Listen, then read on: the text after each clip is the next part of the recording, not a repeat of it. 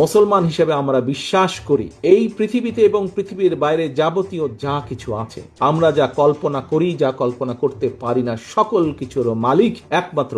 আল্লাহ তাআলা,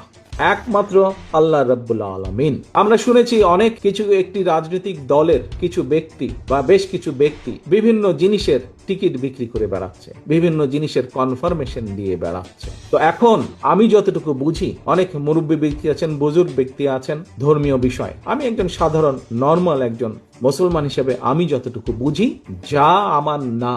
আমি যদি তা দেবার কথা বলি, অর্থাৎ যেটি আমার না সেটির কমিটমেন্ট যদি করি, তাহলে আমি তার সাথে পাল্লা দিচ্ছি। অর্থাৎ দোজখ, বেহেশত, দুনিয়া সবকিছুর মালিক আল্লাহ, যেটার মালিক আল্লাহ, যেটার কথা একমাত্র আল্লাহ তাআলাই বলতে পারে, সেখানে যদি আমি কিছু বলতে চাই, আমার নর্মাল দৃষ্টিকোণ থেকে আমি বুঝি যে সেটি হচ্ছে শিরিক, সেটি হচ্ছে শিরিকের পর্যায়ে পড়ে।